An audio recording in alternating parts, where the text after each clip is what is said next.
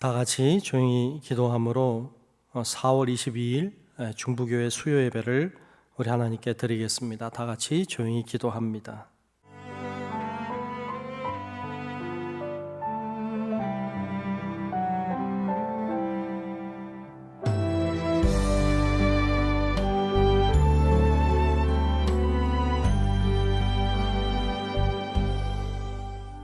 이에 예수께서 제자들에게 이르시되 누구든지 나를 따라오려거든 자기를 부인하고 자기 십자가를 지고 나를 따를 것이니라. 좋으신 아버지 하나님, 오늘 이 수요 저녁 시간에 하나님 앞에 모여 예배 드리게 하심을 감사합니다. 마음과 생각과 뜻을 다 주님 앞에 내려놓게 하시고 주님 바라봄으로 예배에 집중하는 이 시간 될 수 있게 하여 주옵소서. 온라인으로 예배하지만 이곳에 역사하시는 주님께서 그곳에서도 역사하실 줄로 믿습니다. 믿음으로 예배하는 이 귀한 시간, 복된 시간 되게 해 주옵소서. 모든 것을 주님께 맡기옵고 살아계신 예수님 이름으로 간절히 기원하옵나이다. 아멘. 다 같이 찬송가 449장 예수 따라가며 함께 찬송 부르겠습니다.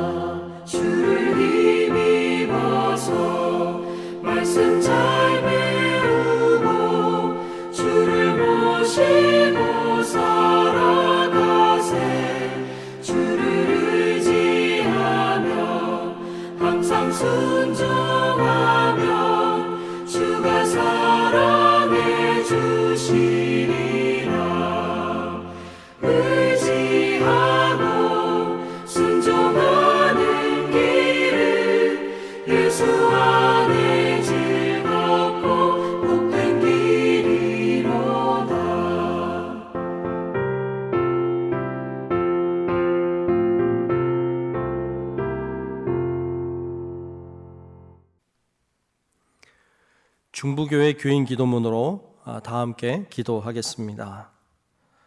혹 내가 하늘을 닫고 비를 내리지 아니하거나 혹 메뚜기들에게 토산을 먹게 하거나 혹 전염병이 내 백성 가운데 유행하게 할 때에 내 이름으로 일컫는 내 백성이 그들의 악한 길에서 떠나 스스로 낮추고 기도하여 내 얼굴을 찾으면 내가 하늘에서 듣고 그들의 죄를 사하고 그들의 땅을 고칠지라. 생사화복을 주관하시는 하나님, 이 땅이 코로나19 바이러스로 인해 고통과 아픔 속에서 신음하고 있습니다. 주여 우리를 불쌍히 여겨 주시옵소서. 먼저 우리의 더러운 죄악을 용서해 주시옵소서. 우리가 죄악 속에 살아왔음을 고백합니다. 거룩하라고 하셨지만 거룩하지 못했고 사랑하라고 하셨지만 사랑하지 못했습니다. 불의하고 죄로 가득한 사회를 보면서도 용납하고 때론 눈 감고 살아왔음을 회개합니다. 우리를 불쌍히 여기사 용서해 주시옵소서. 코로나19 바이러스로 인해 병든 이들을 치유해 주시고 고통과 두려움과 우울함 속에 있는 주의 자녀들에게 용기를 허락해 주시옵소서. 이 바이러스와 싸우는 지도자들과 의료진에게 지혜와 용기를 주셔서 지치지 않게 하시고 잘 인도하게 하여 주시옵소서. 이 악한 바이러스의 세력이 속히 물러가게 하시고 정치, 경제, 사회, 문화 모든 분야에 있어서 이 땅이 안정되게 회복시켜 주시옵소서. 보통의 평범한 삶이 복임을 알게 하시고 주님의 은혜 속에 살아왔음을 깨닫게 하여 주시옵소서. 하나님이 세우신 교회들을 보호하시고 우리 중부교회도 지켜 주시옵소서. 모두의 건강과 안전을 지켜주시고 교회의 모든 예배와 활동이 정상화될 수 있도록 인도해 주시옵소서. 모든 백성이 고난 중에 하나님을 향하여 기도하게 하시고 모든 것이 하나님의 능력 안에 있음을 깨닫고 주께 돌아오는 기회가 되게 하여 주시옵소서. 우리를 사랑하시는 예수 그리스도의 이름으로 기도하옵나이다. 아멘. 오늘 주시는 말씀을 보겠습니다. 오늘 말씀은 빌립보서 2장 5절로 8절 말씀입니다. 빌립보서 2장 5절부터 8절까지 말씀 제가 봉독하겠습니다. 너희 안에 이 마음을 품으라. 곧 그리스도 예수의 마음이니 그는 근본 하나님의 본체시나 하나님과 동등됨을 취할 것으로 여기지 아니하시고 오히려 자기를 비워 종의 형체를 가지사 사람들과 같이 되셨고 사람의 모양으로 나타나사 자기를 낮추시고 죽기까지 복종하셨으니 그 십자가에 죽으심이라. 아멘. 오늘은 빌립보서 2장 5절로 8절의 말씀을 중심으로 예수님의 마음을 품으라 라는 제목으로 함께 말씀을 나누겠습니다. 오늘도 온라인으로 예배하는 이 시간이지만 여러분들이 세상의 모든 것을 다 내려놓고 하나님의 말씀에 집중하고 또 하나님 앞에 드리는 예배에 집중하는 그런 시간이 될 수 있기를 주님의 이름으로 축복합니다. 뿐만 아니라 오늘 말씀을 통해서 우리 안에 예수 그리스도의 마음을 품는 귀한 은혜가 우리 모두에게 다 임할 수 있기를 주님의 이름으로 축복합니다. 사실 빌립보서 2장 5절부터 오늘 8절까지 보았지만 11절까지는 예수님에 대해서 잘 설명하고 있을 뿐만 아니라 이 부분은 사실 찬송이라고 말하고 있습니다. 많은 학자들은 이야기하기를 오늘 이 빌립보서 2장 5절부터 11절까지 말씀을 바울이 썼다고 물론 말하는 사람도 있지만 이것이 그 당시에 초대교회의 찬송시였고 그 찬송시를 인용한 것이라고 말하는 학자들이 많이 있습니다. 분명한 건 이 부분이 초대교회의 찬송시였다는 것이죠. 어떤 식으로 불렀을지 그거 잘 모르겠습니다. 참 궁금하기는 한데 하여튼 초대교회 교인들이 모이는 곳에서 예배할 때 이것을 찬송으로 불렀다는 것입니다. 사실 이 부분은 빌립보서 2장 5절부터 11절까지 부분은 크게 둘로 구분이 가능한데요. 2장 5절부터 8절까지 말씀은 예수님이 스스로 자신을 낮추신 말씀으로 기록이 되어 있고요. 그리고 9절부터 11절까지 말씀은 하나님이 그 낮추어진 예수님을 올리시는 장면이 나오고 있습니다. 이렇게 두 부분으로 구분해 볼 수 있는데요. 오늘 우리가 보려고 하는 말씀은 빌립보서 2장 5절부터 8절까지 나오는 예수님이 자신을 스스로 낮추시는 부분에 대하여 오늘 같이 말씀을 나누려고 합니다. 빌립보서는 바울이 빌립보 교회에게 보낸 편지입니다. 빌립보 교회는 괜찮은 교회였던 것 같습니다. 바울이 굉장히 기뻐했고요. 그리고 그 교회가 좋은 교회였기에 어쩌면 더 좋은 교회가 되기를 바랬던 것을 볼 수 있습니다. 교인들도 참 그리스도인다웠기 때문에 더 그리스도인다운 사람들이 되기를 기대하고 희망했던 것을 볼 수 있습니다. 그래서 오늘 우리가 2장 5절부터 보았지만 앞에 나와 있는 2장 1절부터 4절까지 우리 지난 수요일 날 나눴던 말씀에 보면 정말 그리스도인이 그리스도인다워지려면 어떻게 살아야 되는지에 대하여 몇 가지를 기술해 주었습니다. 그 크게 세 가지로 구분해서 우리가 지난 수요일 날 함께 살폈습니다만, 그것을 먼저 살펴보면 첫 번째는 하나가 되어야 한다는 것을 강조했고요. 두 번째는 겸손한 마음을 가져야 한다, 그렇게 이야기했습니다. 그리고 세 번째는 다른 사람도 돌아볼 줄 알아야 한다.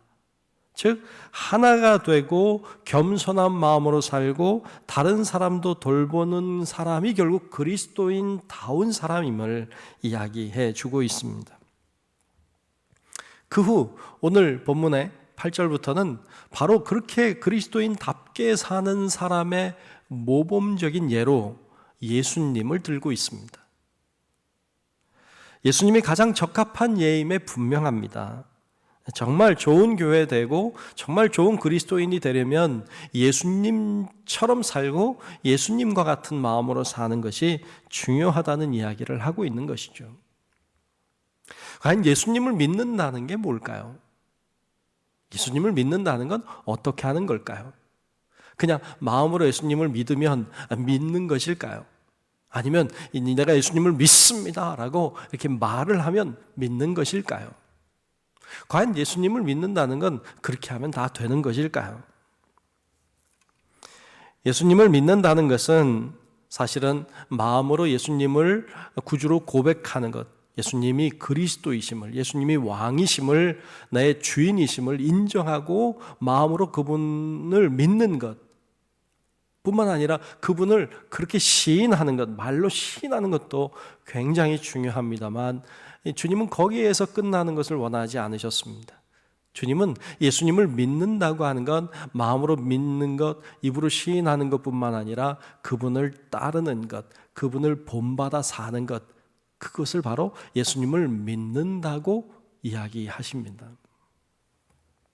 그래서 성경에도 보면 예수님이 나를 믿으라 라고도 말씀하셨지만 더 많은 부분에서 나를 따르라 라고 말씀하고 계십니다. 어부였던 제자 베드로, 안드레, 야고보, 요한과 같은 그 제자들을 부르실 때, 이 어부들을 부르실 때 예수님이 하신 말씀은 나를 따라오너라 라는 거였습니다. 세리였던 마태, 레위를 부르실 때에도 주님이 하신 말씀은 나를 따르라 였습니다. 주님은 이렇게 나를 믿으라 라는 말씀도 물론 하셨지만 나를 따르라 라는 말씀을 더 많이 하셨습니다.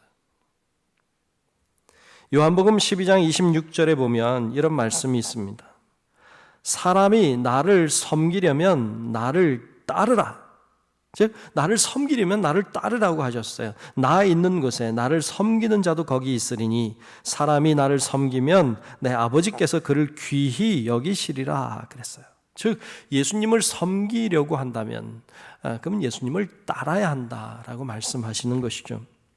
지난 주일날 나누었던 네가 나를 사랑하느냐라고 물으시는 주님의 질문을 우리가 보았습니다만 그 말씀을 나눈 다음에 우리가 지난 주일날 17절까지 보았는데 19절에 요한복음 21장 19절에 가면 나를 따르라 라고 주님이 베드로에게 말씀하고 계십니다. 나를 따르라. 그러자 베드로가 궁금했던 것 같아요. 이 요한은 어떻게 됩니까? 앞으로 어떻게 됩니까? 하고 예수님께 질문했을 때 예수님이 그 요한의 일은 상관하지 마라 라는 투로 말씀하세요. 그리고 또 말씀하시기를 너는 나를 따르라. 상관하지 말고 너는 나를 따르라. 주님은 이처럼 나를 따르라고 반복해 말씀하셨습니다. 마가복음 8장 34절에도 보면 이렇게 말씀하세요. 무리와 제자들을 불러 이르시되 누구든지 나를 따라오려거든 자기를 부인하고 자기 십자가를 지고 나를 따를 것이니라. 아멘. 그러셨어요. 예수님이 나를 따라오라고 하셨습니다. 예수님을 따른다고 하는 것은 예수님이 가신 그 길을 나도 따라간다는 것이기도 하고, 예수님이 행하신 일들을 나도 행하는 것을 말하기도 하고, 예수님이 사셨던 삶의 모습 그대로 나도 살아가는 것이고, 예수님이 행동하셨던 대로 나도 행동하는 것이고, 이처럼 예수님을 닮아가고 예수님을 따라가는 것, 그것이 바로 예수님을 따르는 것이기도 하고 예수님을 본받는 그런 삶을 살아가는 것이기도 하는 것입니다. 여러분, 우리 성도 여러분들이 예수님을 잘 믿음으로 예수님을 잘 따라가는 그런 우리 은혜가 있기를 주님의 이름으로 축복합니다. 찰스 쉘던이라고 하는 목사님이 쓰신 책이 있습니다. 그 책 제목이 예수님이라면 어떻게 하실까라는 참 오래된 책입니다. 이 예수님이라면 어떻게 하실까라고 하는 이 책은 당시에 잘 나갔던 이 찰스 쉘던 목사님의 이야기에서 시작이 되고 있습니다. 이 목사님은 당시에 그래도 굉장히 규모가 큰 교회에 담임하고 계셨고, 그리고 그 교회는 부한 사람들도 많았고 세상적으로 사회적으로 잘 나간다고 하는 분들이 많이 다니는 그런 든든한 교회였습니다. 그 교회 담임을 하고 계셨죠. 아무 문제가 없었어요. 어려움도 없었죠. 세상은 어렵다고 해도 그 교회 별로 어렵지 않았어요. 그런데 하루는 한 사건을 만나게 됩니다. 그것은 예배를 드리고 있는데 한 사람이, 누추한 사람이 와서 앉아 있는 거예요. 예배가 거의 끝나갈 즈음에 그 사람이 손을 들고 일어납니다. 그리고 말을 하기 시작하죠. 자신이 지금 실직 상태이고 일을 구하려고 노력하고 있지만 일을 구할 수 없고, 아내는 떠나갔고, 그리고 아이마저 고아원에 넘겨 놓은 상태로, 그렇게 어려운 상태로 지금 살아가고 있다는 사실을 호소합니다.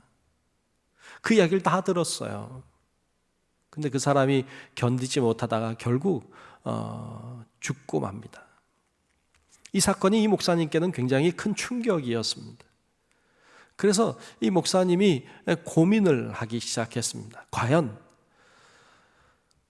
다른 사람들이 문제가 많고 다른 사람이 어렵고 그런데 나만 문제 없으면 괜찮은 것인가? 주위에 있는 사람들이 힘들어하고 고통 속에 있고 어려움 속에 있는데 나만 괜찮으면 그만인가? 이것에 대하여 의문을 가지기 시작합니다. 그리고 그것은 주님이 원하시는 뜻이 아니라는 생각을 가지기 시작하죠. 그리고는 모든 교인들에게 어느 날 한 가지 선포를 하게 됩니다. 그것은 이런 것이었어요. 앞으로 1년 동안만 우리가 이렇게 생각하며 삽시다. 과연 예수님이라면 어떻게 하셨을까? 과연 예수님이라면 어떻게 하셨을까? 이것을 고민하며 생각하며 앞으로 1년 동안 그렇게 살아보자고 선포합니다. 그러면서 일어나는 여러 가지 일들에 대하여 이제 이 책은 기록하고 있습니다. 이 태도는 굉장히 중요한 태도입니다. 과연 예수님이라면 어떻게 생각하고, 예수님이라면 어떻게 말씀했고, 예수님이라면 어떻게 행동했을 것인가를 고민하고, 그것대로 예수님이라면 이렇게 하셨을 것이라고 생각하는 그 일들을 내가 행하며 사는 것, 그것이 바로 예수를 따라간다는 것이고 예수를 닮아간다는 것이 아닐까요? 그건 곧 예수님을 믿는다는 뜻도 되는 것입니다. 오늘날 어떤 사람들은 자신이 예수를 믿는다고 말하면서, 내가 예수를 믿는다고, 내가 교회를 다닌다고 말하면서 굉장히 윤리적이지 않고 도덕적이지 않고 반사회적인 행동들을 하고, 사람들이 보면 손가락질 할 만한 행동들을, 그런 말들을 하면서 살아가는 사람들을 봅니다. 예수를 믿는다고 하지만 그의 삶은 전혀 예수 믿는 사람답지 않게, 예수 믿는 사람답지 않은 정도가 아니고 어찌 보면 비상식적인 행동들을 하면서, 나는 교회 다니니까, 나는 예수를 믿으니까, 나는 구원받았다, 나는 천국 백성이라고 하는 생각을 가지고 살아가는 사람들을 봅니다. 과연 진짜 그들에게 구원이 임할 것인지 그거 주님께서 아실 것입니다. 과연 그런 사람들에게 주님이 이렇게 말씀하시진 않을까요? 나는 너를 모른다고 말씀이죠. 과연 예수를 믿는다고 하는 건 믿음의 문제이기도 하지만 믿음으로 사는 것의 문제이기도 합니다. 이것은 다른 것이 아니고 같은 것입니다. 그러면 어떻게 살아야 합니까? 이것에 대한 이것에 대한 답을 오늘 본문을 통해서 좀 발견할 수 있습니다. 오늘 본문은 이렇게 시작하고 있습니다. 오늘 본문 5절에 보면 너희 안에 이 마음을 품으라 곧 그리스도 예수의 마음이니 라고 했습니다. 즉 예수의 마음을 품고 살으라는 것입니다. 정말 좋은 교회, 정말 좋은 그리스도인다운 그리스도인이 되려면 그리스도의 마음을 품고 살라고 말씀하십니다. 그러면 예수님의 마음은 어떤 마음일까요? 지난주에 살핀 내용과 거의 동일하다고 할 수 있겠는데요. 첫 번째는 연합, 즉 하나 되는 것입니다. 교회는 연합하고 교회는 하나가 되어야 합니다. 그리고 그리스도인은 이 하나됨을 위해서 힘써야 합니다. 그 사람이 그리스도인다운 것입니다. 하나님의 존재 양태 자체가 셋이 하나로 존재하고 있습니다. 이것이 하나님의 존재 방식입니다. 오늘 본문 6절 초반에도 이렇게 기록했습니다. 그는 근본 하나님의 본체시나, 즉 예수님은 근본적으로 하나님과 동일한 분이라고 말하고 있습니다. 하나님과 예수님은 둘이지만 하나이십니다. 즉 성령님까지 합하면 성령님까지, 하나님과 예수님과 성령님은 셋이지만 하나로 존재하고 있습니다. 이것을 우리가 삼위일체라고 말하지 않습니까? 예수님 존재 자체가 셋이지만 연합이 되어 있는, 하나가 되어 있는, 그것도 완전히 하나가 되어 있는 그런 존재로 계십니다. 이것은 사실 우리의 머리로 이해한다는 것은 거의 불가능합니다. 이거는 신비입니다. 즉 주님은 신비롭게도 셋이지만 하나로 존재하고 계십니다. 근데 이 하나로, 그것도 완전한 하나로, 셋이 완전한 하나로 존재한다는 것은 굉장히 어려운 일입니다. 이런 말이 있습니다. 사람은 둘이 모이면 위계를 정하고 셋이 모이면 정치가 시작된다. 그런 말이 있어요. 둘이 모이면 위계를 정하게 되죠. 즉 누가 위고 누가 아래인지를 정하려고 해요. 그래서 나이가 몇 살인지 물어보기도 하고 그렇죠. 그래야 이게 위계가 서야 정리가 되기 때문에 그런 것이죠. 또 셋이 모이면 정치가 시작된답니다. 셋이 모이면 둘이 연재하고 나머지 한 사람을 자기 편 만들려고 하는 것이죠. 그래서 이게 하나가 된다는 게 참 어려운 듯 합니다. 그런데 하나님은 존재가 하나가 되어 있습니다. 그리고 주님, 그런 셋이 하나가 되어 있는 하나님이 우리를 향해 너희도 하나가 되어야 한다고 말씀하시는 것입니다. 그래서 요한복음 17장 21절에 보면 예수님의 기도 중에 이렇게 기도하시는 장면이 나와요. 아버지여, 아버지께서 내 안에, 내가 아버지 안에 있는 것 같이 그들도 다 하나가 되어 우리 안에 있게 하사 세상으로 아버지께서 나를 보내신 것을 믿게 하옵소서. 아멘. 하나님과 예수님이 하나인 것처럼 이들도 하나가 되게 해달라고 주님은 그렇게 기도하시는 장면을 볼 수 있습니다. 이것이 예수님의 마음입니다.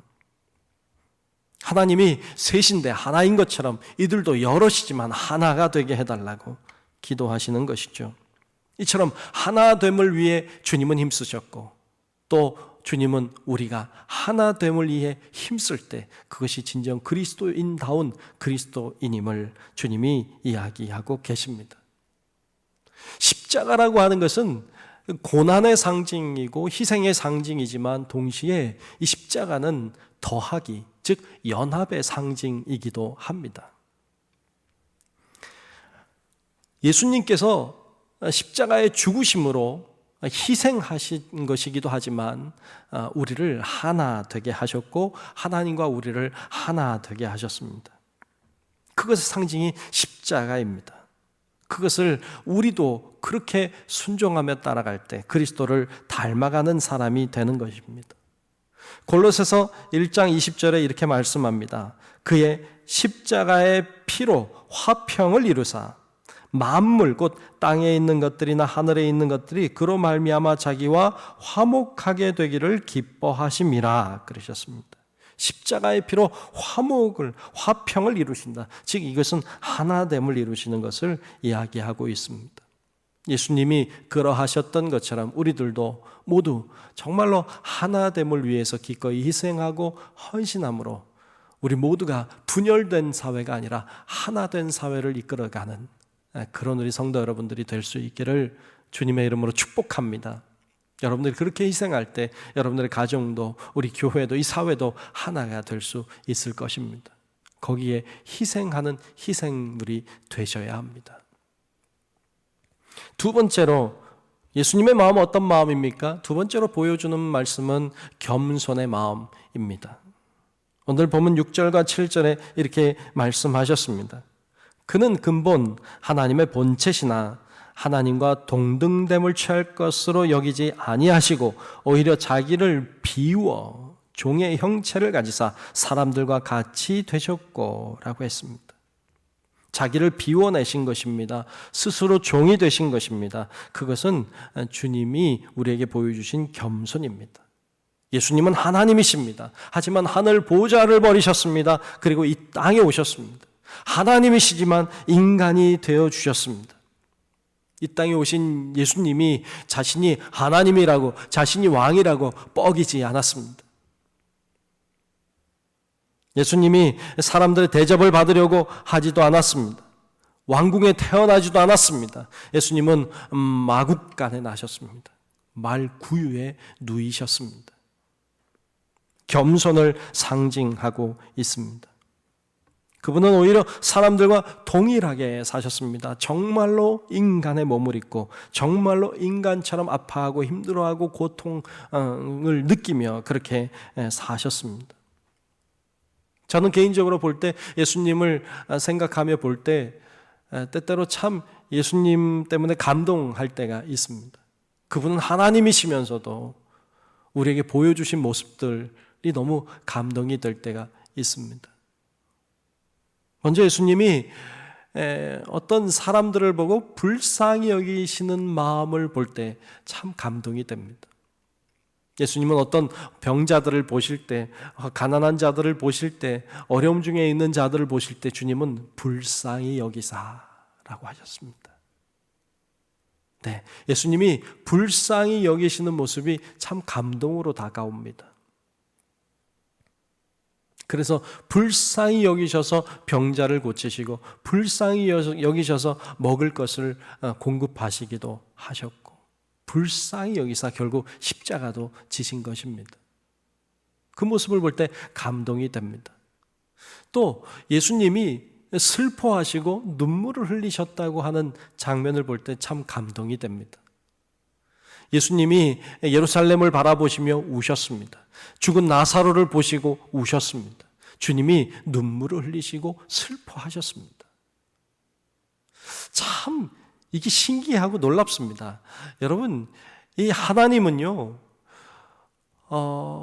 그렇게 하지 않으셔도 됩니다. 그렇게 아파하고 고통을 느끼지 않으셔도 됩니다. 사실 인간 없어도 하나님은 존재하십니다. 하나님은 그런 고통을 느끼지 않아도 됨에도 불구하고 주님은 우리와 함께 슬퍼하고 같이 눈물을 흘리셨습니다. 이것이 참 감동으로 다가올 때가 있습니다. 또 주님께서 고통을 느끼시고 아파하실 때 참 감동이 됩니다. 똑같은 인간의 몸을 입고 오셔서 인간이 휘두르는 채찍에 맞으시고, 여러분, 전지하시고 전능하신 하나님, 우주 만물을 창조하신 이 하나님께서 인간, 미물만도 못한 인간이 휘두르는 채찍에 맞아 아파하시고 피를 흘리시고, 인간이 박은 못에 매달려서 십자가 위에 매달려 계신 모습을 보면, 즉 십자가에 매어 달린 하나님을 생각해 보면 참 기가 막힙니다. 어떻게 그럴 수가 있습니까? 어떻게 하나님이, 어떻게 천지 만물을 창조하신 그 하나님이 십자가에 매어 달려 피를 흘리고 고통을 느끼실 수 있겠습니까? 이게 사실 이해할 수도 없고 말도 되지 않는 사건인데 주님은 그와 같이 하셨습니다. 이 모든 것이 어떻게 가능합니까? 이것이 가능한 것은 주님이 우리들에게 보여주신 그 사랑, 또 그분의 겸손 때문에 가능했습니다. 주님은 그렇게 우리를 사랑하셨습니다. 주님은 그렇게 겸손하셨습니다. 그러므로 그렇게 사셨던 모습을 우리들에게 보여주고 계십니다. 예수님이 우리를 사랑하고 겸손하셔서 이 땅에 오셨고 인간이 되셨고 마뭇간에 나셨고 우리를 위해 죽기까지 순종해 주셨습니다. 우리가 예수님을 믿는다고 하는 것은 예수님처럼 우리도 그처럼 사랑하는 것이고 그처럼 겸손해진다는 것입니다. 겸손하지 않고 자기가 잘난 줄로 알고 자기가 대단한 줄로 알고 교만해서 다니면 그것은 예수 믿는 사람 아닙니다. 그건 그리스도인답지 않습니다. 요즘에 코로나19 바이러스로 인해서 어려움을 우리가 겪고 있습니다. 이 어려움을 겪으면서 느끼는 것 중에 하나가 그런 것입니다. 인간이 참 연약한 존재구나 하는 것입니다. 인간이 참 부족하고 연약한 존재이구나. 인간이 대단한 줄로 알았던 것 같습니다. 과학기술 문명이 많이 발전하고 발달하면서 인간이 할 수 있는 일들이 굉장히 많아졌습니다. 그러면서 인간은 대단한 존재인 줄 알고 인간이 굉장한 존재인 줄로 알았었는데 어쩌면 이 바이러스 사태 때문에 인간이 정말로 연약한 존재라고 하는 것. 보이지도 않는 바이러스에 인간이 이렇게 쓰러지고 이렇게 죽어가고 이렇게 정말로 세계가 멘붕 상태가 오는 이런 상황을 보면서 인간은 정말 연약하구나라는 사실을 발견하게 됩니다. 어쩌면 하나님은 우리 인간의 교만함을 꺾으시려고 인간이 그렇게 대단한 존재가 아니라는 것을 알고 겸손하게 만들기 위해서 어쩌면 이런 어려움의 사태를 우리들에게 허락했을지도 모른다는 생각도 하게 됩니다. 어찌됐든 여러분, 우리들이 정말로 하나님 앞에 겸손해져야 합니다. 그리고 내가 얼마나 부족한 존재인지를 깨닫고 예수님이 겸손하셨던 것처럼 우리들도 겸손한 삶을 살아낼 때 그것이 예수님을 닮아가는 것, 따라가는 것이고 예수님을 믿는다는 것이고 그리고 그러한 우리를 통하여서 하나님은 영광을 받으실 줄로 믿습니다. 우리 모두가 겸손해지는, 예수님을 따라 겸손하게 살아가는 우리 성도 여러분들 다 될 수 있기를 주님의 이름으로 축복합니다. 마지막 세 번째로 오늘 말씀을 통해서 예수님의 마음을 알게 되는데요. 세 번째로 알 수 있는 건 구원입니다. 정말 그리스도인다운 사람은 자기뿐만 아니라 다른 사람들도 돌아볼 줄 알아야 합니다. 예수님은 자기를 위해서 살지 않고 다른 사람을 위해서 사셨습니다. 온 인류를 다 구원하기 위해 사셨습니다. 오늘 본문 말씀 중에 8절에 보면 이렇게 말씀하고 있습니다. 사람의 모양으로 나타나사 자기를 낮추시고 죽기까지 복종하셨으니 곧 십자가에 죽으심이라. 아멘. 그분이 겸손히 자기를 낮추시되 죽기까지 복종하셨어요. 십자가에 죽으셨어요. 십자가에 죽으신 것은 겸손을 상징하는 것이기도 하지만 그분의 십자가를 통해서 우리가 구원받게 되었음을 상징하는 것이기도 합니다. 주님이 죽으신 것은 온 인류를 구원하기 위해서였기 때문에 그렇습니다. 그것이 주님이 이 땅에 오신 목적이기도 하고 우리들에게 자신이 행하신 모습을 보여주심으로 너희도 이렇게 살아야 된다고 우리들에게 가르쳐 주시는 부분이기도 합니다. 그래서 십자가에 죽으시는 예수님, 구원을 위해 기꺼이 희생의 길을 가셨던 주님을 보면서 그렇게 가야 하는구나, 우리도 이렇게 살아야 하는구나 라고 깨닫게 되는 것입니다. 사람이 성숙해진다고 하는 건 뭘까요? 사람이 성숙해진다고 하는 건 성숙하면 할수록 더 넓이, 더 깊게 볼 수 있다는 것입니다. 어린 아이는 볼 수 있는 게 제한이 되어 있습니다. 굉장히 작은 부분만 볼 수 있습니다. 그런데 사람이 성장할수록 더 큰 세계를 보고 더 큰 것을 바라보게 되는 것처럼 인간이 성숙해지고 성장해 간다고 하는 것은 더 많은 것들을 보게 되고 시야가 더 많이 넓어진다는 의미도 있습니다.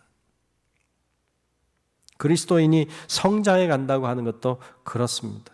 더 주위를 많이 보게 된다는 것이죠. 예수님은 정말로 성숙한 모습을 우리에게 보여주셨습니다. 예수님의 눈으로 볼 수 있는 건 온 인류였습니다. 어두운 그늘이 하나도 없었습니다. 주님이 보지 못하는 부분은 없습니다. 주님은 모든 사람을 다 보셨습니다. 사람들은 외면하고 사람들은 보려 하지 않고 어떨 땐 볼 수도 없는 사람들마저도 주님은 보셨습니다. 그래서 주님은 성숙하셨습니다. 사람들은 때때로 보려고 하지 않습니다. 무시합니다. 그런데 주님은 그곳마저도 보셨습니다. 그러므로 주님은 성숙하셨습니다. 그것이 구원으로 이어졌고 그것이 주님의 마음이었습니다. 우리도 더 좋은 그리스도인, 더 그리스도인다운 그리스도인이 되려면 예수님처럼 볼 수 있어야 합니다. 큰 시야, 넓은 시야를 가지셔야 합니다. 나만 바라보던 자가 다른 사람을 보기 시작하고 그리고 또 다른 사람을 보기 시작하고 또 다른 사람을 볼 수 있어야 합니다. 그렇게 성숙해져 가야 하는 것입니다. 단순히 나이를 더 먹는다고 해서 성숙해지는 것이 아닙니다. 아무리 나이를 많이 먹었어도 더 다른 사람을 바라볼 줄 모른다면 그 사람은 성숙하지 않은 것입니다. 예수님이 성숙하셔서 정말로 그분은 거룩하셔서 모든 사람을 다 살펴보셨던 것처럼 우리도 정말로 모든 사람을 다 살펴볼 줄 아는 그런 넉넉한 믿음의 사람들이 될 수 있기를 주님의 이름으로 축원합니다.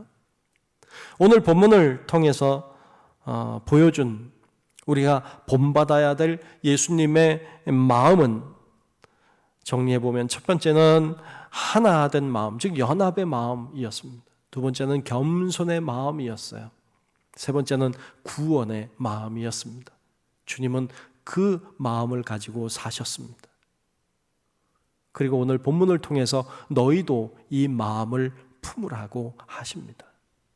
우리도 그 예수의 마음을 품고 살아서 그냥 모양만 그리스도인, 겉모습만 그리스도인인 사람들이 아니라 진짜 속이 그리스도인인 사람, 정말로 그리스도인다운 그리스도인들로 서고 또 그 믿음으로 세상을 이기며 사는 우리 모든 성도 여러분들이 다 되시기를 주님의 이름으로 축원합니다. 기도하겠습니다. 참 좋으신 아버지 하나님, 오늘 우리들이 주님의 마음에 대하여 말씀을 함께 살폈습니다. 주님께서 하나가 되고 연합의 마음으로 사셨던 것처럼 우리도 하나됨을 위해서 기꺼이 희생함으로 하나됨을 이루어가는 길을 향해 걸어가도록 도와주옵시고, 주님이 겸손하게 사셨던 것처럼 우리도 겸손의 마음을 품고 살아갈 수 있게 하여 주시옵소서. 주님이 구원을 위하여 자신뿐만 아니라 다른 사람을 돌아보고 그들을 섬기고 그들을 살리는 일을 위하여 구원을 위해 힘쓰셨던 것처럼 우리도 나만 살필 것 아니라 우리 주위를 바라보고 살피고 돌보고 섬김으로 구원을 위해 살아가는 우리 모든 성도들 되게 하여 주시옵소서. 예수님 이름으로 간절히 기도하옵나이다. 아멘. 다 같이 찬송가 452장 내 모든 소원 기도의 제목 함께 찬송 부르겠습니다.